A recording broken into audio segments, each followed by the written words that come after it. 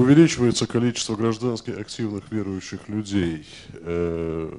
Не только экспертное сообщество, не только активные публицисты, которые пишут о религии, но общество в целом потихонечку начинает понимать, что верующий человек – это не только человек, который молится или рассуждает о Боге, это человек, который живет активной гражданской жизнью, это не обязательно священнослужитель или монах, или монахиня, это и политик, и спортсмен, и писатель, и художник, и военный, кто угодно еще.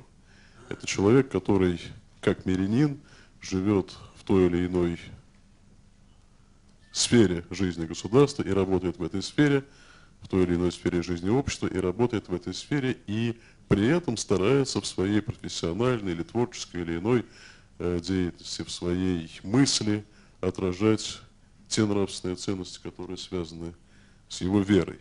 Нельзя не жить по вере, а жить по вере означает действовать согласно твоей вере там, где ты работаешь, в той сфере, которая тебе наиболее близка в силу тех или иных причин. Так что, конечно, верующие люди – это и люди, мыслящие о политике, это и избиратели, это люди, которые входят в руководство партии, это и люди, которые выдвигают себя в качестве кандидатов на те или иные должности. Вот что сегодня сказал, поздравляя господина Путина, святейший патриарх.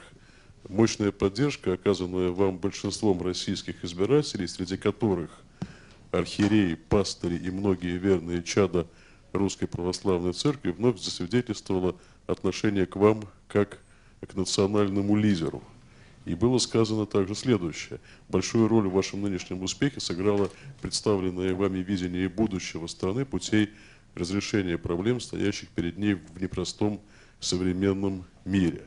Ну и сказано о том, что Церковь надеется на взаимодействие с государством ради утверждения истинных, духовных и нравственных идеалов, неизменных, я подчеркиваю слово, неизменных ценностей, на которых веками строилась Россия: справедливости, милосердия, честности, совестливостью, любви к родине и к ближнему, готовности служить им своими трудами. Это не пустые слова, это слова, которые говорят о том, что у верующих людей есть определенные пожелания к политикам. Мы не готовы безоговорочно, просто за красивые глаза поддерживать все, что делает один политик, или осуждать все, что делает другой политик.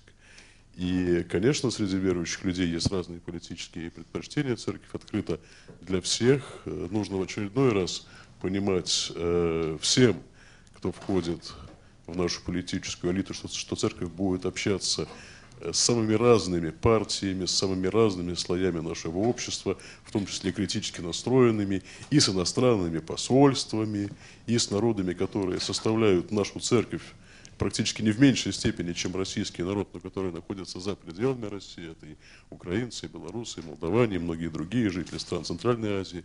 Вот при всей этой многонациональности и многоликости нашей церкви мы все-таки стараемся при этом говорить о том, что очень важен мир между всеми этими людьми, как на всем пространстве исторической Руси, так и, собственно, в России, где мы сейчас живем, и где гражданский мир очень важен. Сейчас, между прочим, спрашивают, будет ли что-то ужасное сегодняшним вечером. Я хотел бы надеяться, что нет. Люди бесспорно имеют право на мирное выражение любых мнений, на то, чтобы спорить с властью, на то, чтобы спорить друг с другом. Но я боюсь, что особая личная ответственность сегодня может лежать на тех, кто сегодня вечером или когда-либо еще призовет к незаконным и насильственным действиям. Вот этого нужно сегодня нам не допустить.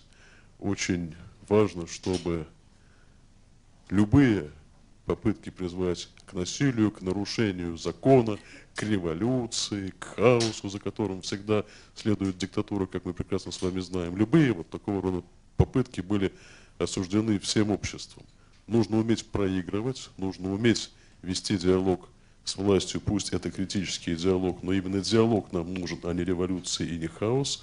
Ну и я надеюсь, что как раз диалог между властью с одной стороны и всем нашим обществом с другой стороны, особенно с его корневыми крупными слоями, а это рядовая интеллигенция, это крестьянство, это рабочее, это казачество, это воинство. Вот этот диалог принимающий во внимание чаяния и чувства всех этих людей, у нас не ослабнет после выборов, а станет приобретать какие-то постоянно действующие и взаимно ответственные формы.